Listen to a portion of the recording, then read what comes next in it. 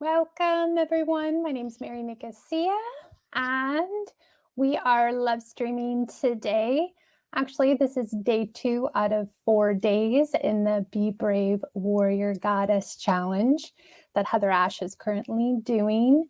Happy day after International Women's Day, and welcome on. So, it's good to see everyone. So, giving everybody just a few minutes to come on. And I hope you had a wonderful day today, a good Tuesday, that your day wasn't too busy. So maybe as you settle onto the broadcast, giving yourself permission to get comfortable in your seats and take some time for yourself. So let's take a couple nice big deep breaths together. And just start to let go of your day. Whether that's been busy with kids, work, being on Zoom, staring at a screen, so just starting to shake that off. And as you stream on, go ahead in the chat box and let me know where you're tuning in from tonight. Again, my name is Mary Nicosia. I'm a member of Team Pixie with Heather Ash. I'm one of the mentors in the Warrior Goddess Training Circle. And tonight we're going to be talking about self-care. Yeah, so good. So again, the last 4 days, you may have noticed on Facebook or Instagram, if you follow Heather Ash, that there's been one challenge, loving challenge for the past 2 days, and this will continue for 4 days, that we've been inspired to take action and do with regard to being really brave.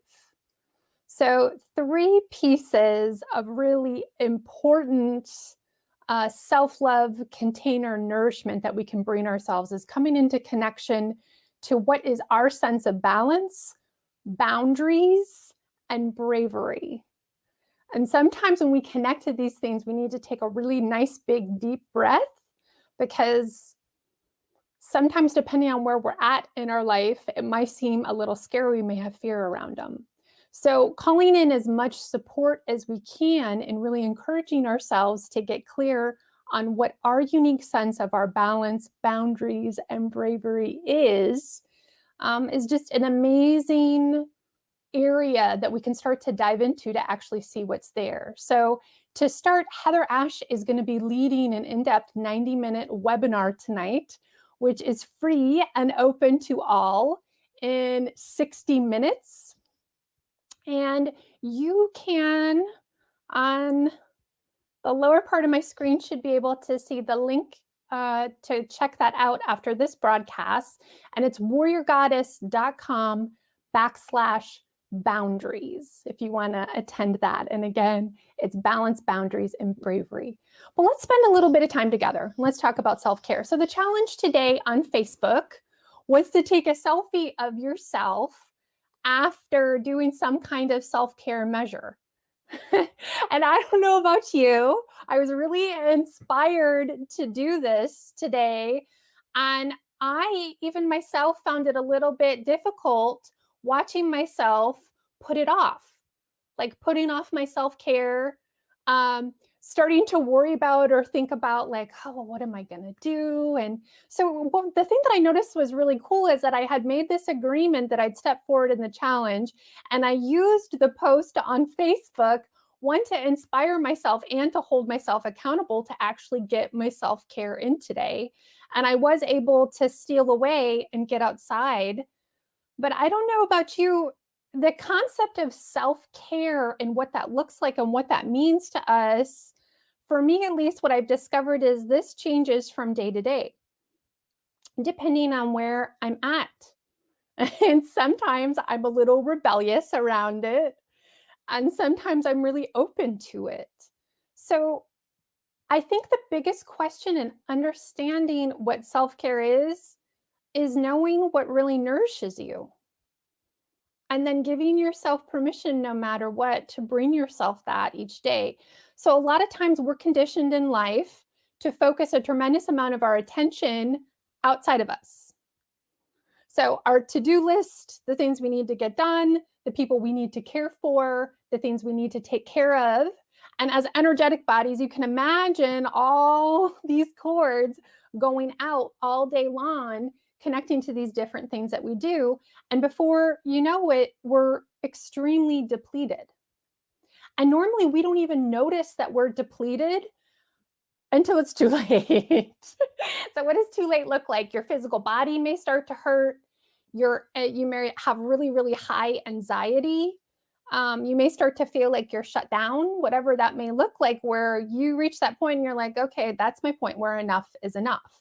So normally we're accustomed to throwing ourselves totally over the edge, caring for other people and being outside of ourselves before we start to notice things like, oh, did I pee today? Did I eat today?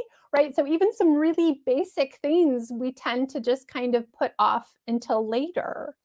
So that's what makes this so brave and sometimes such a challenge, is connecting to self-care. It can be really revolutionary to step forward and say, in small or big ways, I'm going to care for myself today. So quickly, I'm going to talk through a couple really easy pointers, 4 different ways that you can check in with yourself if you're starting to notice that you're depleted or exhausted or needing more grounding, or your anxiety may feel a little bit high, whatever those unique tells may be, that you're going a little bit over your edge and you yourself need some nourishment. So the first step in this I really feel like is important, is to slow down. And this within itself, especially for me, requires a lot of courage from moment to moment. So I notice that I get accustomed to moving at a certain pace and keeping that pace, and it keeps me distracted and disconnected from myself ultimately for very long. So starting to slow down and just asking yourself the question, what do I need? So Heather Ash teaches this by giving yourself a really sweet name. So calling yourself baby, honey, sweetheart. So a lot of times we allocate those kinds of terms to people that we love, and we don't speak to ourselves with that same level of tenderness that we award or we allot to other people. So in your internal dialogue, coming in, getting quiet, starting to slow down and asking yourself, what is it that I need? So information can come in lots of different ways. So our physical body can give us information, our emotional body, and our mental body. So 4 easy check-ins that I like to do of ways that I notice really can help shift my state, and I learned all of these from Heather Ash, is the first step is check and see if I have been outside. When was the last time I actually stepped outside? So for whatever reason, we get really swept up, especially right now, feeling very contained and isolated at times. And most of our work now seems to be on the computer or over Zoom. Setting a timer or having some kind of check-in where you literally sometimes have to force yourself to get up and step outside even for a second. I know some parts of the country are still pretty cold right now, or you may have a limited yard or space, but just opening the door, opening the window, letting the breeze in, feeling it. And if you can physically step outside, be outside for a little bit. There's something that is very natural that automatically recalibrates our bodies by doing that alone, period. So even if our minds are feeling very frantic, our bodies may be tense, just the fact that we bring our energy bodies, our physical bodies outside, there's a recalibration that can automatically happen. Some bonus steps to this, if it's warm enough, is walking with your feet on the grass. I know some parts of the country, Texas, we can kind of have been able to do that lately. Or going and sitting next to a plant, leaning up against a tree. So we have a natural rhythm and thing that happens that's pretty magical within nature, where our system can recalibrate on its own without us having to do anything when we go outside. So step 1, check in. When's the last time I went outside? Next step is I like to use water to help nourish myself or incorporate it somewhere in self-care. So this can look lots of different ways. Sometimes you can create space and make a really decadent bath for yourself, or take a really long shower. I love playing music I adore. I love incorporating in scents. I love changing the lighting so it feels good for me. So really creating an environment where I can be in the water. And at the very least, what I've learned is if I don't have space to do that, even if I take a minute and I actually listen to water sounds. So YouTube actually has a lot of really great like water meditations. So I've noticed I'm able to recalibrate myself or come back into my center even just by hearing water. So that's one idea for you. Soaking your feet, placing your hands in water. Again, there's a recalibration that can kind of happen to our systems where we're able to slow down and lower our anxiety. So outside, water. If you can physically sit by water, that's great.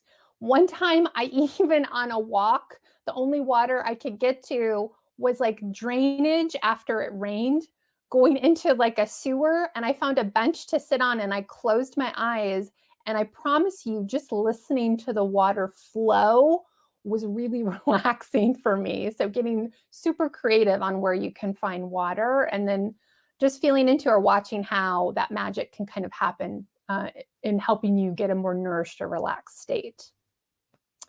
Next step, guided meditation. So with our minds, the reason I love using guided meditation as a self-care measure is that what it does is it gives the mind something to do that helps you get on board with having a relaxed state.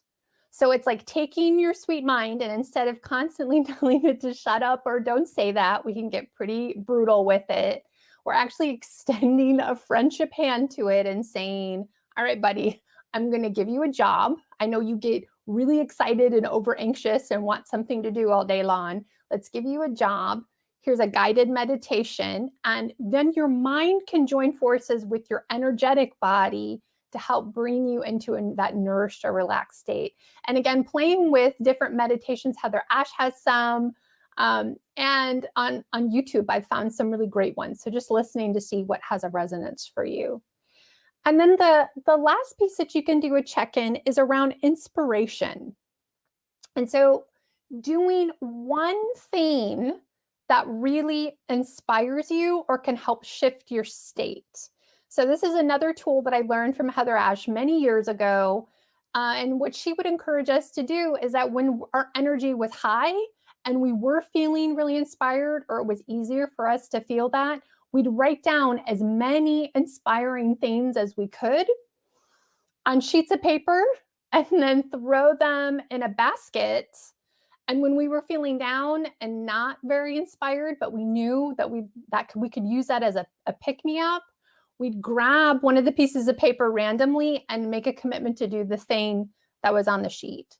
So that could simply be quotes that you love from a favorite teacher, or things that you come across that just really inspire you. Sometimes on social media, I'll see quotes that inspire me and I'll take a screenshot of them and kind of have an inspiration section on the gallery portion of my phone. You can have sheets of paper that say, rock out to your favorite Billy Idol song. You could have a sheet of paper that says, go outside. You could have a sheet of paper that says, call your best friend Candace, the one who gives all the great advice, or whatever it may be. So you can get as creative as you want to, but starting to note during those periods where you are feeling really inspired, making just a bookmark of them, and remembering at that point, much like this check-in to come back to, and using them and really allocating them as a tool to give you kind of a pick-me-up.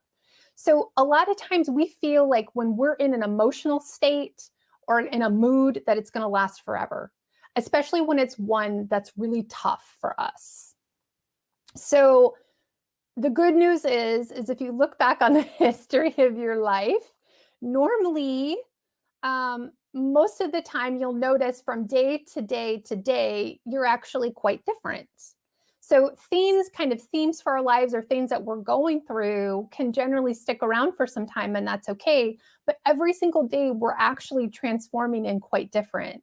And if you start to practice and being open to the sense that you can kind of release and move emotion or energy as it comes, and not have to hold on or really commit to a particular state or move, that you can actually allow it to move, you can bring new things in. So using any one of these 4 techniques, so getting outside, connecting to water in some way that inspires you, doing a guided meditation or having a moment where you have your inspirational dose or kind of shot of magic can kind of snap the brain or the conditioning out of that pattern or that state that you're in and help you rise and possibly make a new choice or shift how your day is going. So I like to use it for that as well.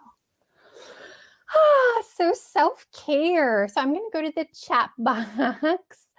I see lots of you have written in. Welcome, welcome, welcome. South Carolina from Wisconsin. Noelle, I love you too. We have Michigan, Brisbane. Good evening. Hi, Tess. And someone from New Jersey, Minnesota, Pennsylvania, Fort Worth, Texas. Hi, Kelly. St. Louis, San Antonio, Tucson, Idaho, Dover, Tennessee. Wow. Welcome, everyone. California, Florida. Thanks for joining on. Thank you. Oh, wonderful. Australia. Awesome. Maine, Northwest California. Beautiful. So thank you, everybody, for joining tonight. So again, self-care each day for the next 4 days. We're running an epic social media experiment, which is around being brave. So being brave.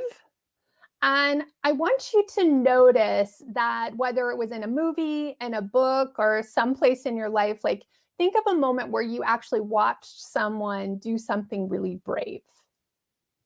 Okay, so stopping for a second, could have read about it maybe in a book you're connected to right now, or think of a thing a friend has done, right? So in the element of being brave. And just feeling into the connection of what inspired you around that. And our connection to doing that within community. So in our grand social media experiment around being brave and accepting one challenge, that's either a challenge or nourishment. We're switching off between the 4 days.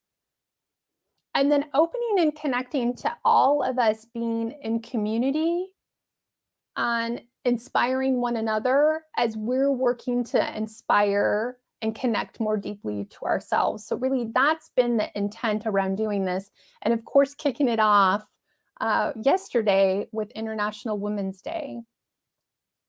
So again, tonight, actually in 40 minutes, Heather Ash is offering a free 90-minute webinar. And truly, I love this webinar. And she taught it last night and I listened to it. So those of you that don't know me, I've been with Heather Ash for over a decade and I've heard her teach a few times, like a handful of times. Okay, I'm being sarcastic. I've heard her teach a lot. And I promise you, I have heard her teachings around balance, boundaries, and bravery. And maybe if it was the 2000th time I've heard her class or speak on that, when she was teaching it yesterday, it was like I was hearing it again for the first time. And that's the things I love the most about the Warrior Goddess teachings. Whether it's the first time I've heard it or it's the 2000th time I've heard it, it speaks to me in such a way that it opens me to seeing where I'm at right now in my life to inspire me, help me problem solve or move in a totally different direction. So I listened to it yesterday, her webinar yesterday, and I had all these aha moments around things that I'm working with. And I made the joke out loud to myself in my room. I'm like, thank you so much for teaching this webinar just for me, Heather Ash. So I could get clear on my boundaries, balance, and bravery. So if you weren't able to join the webinar yet, you still can.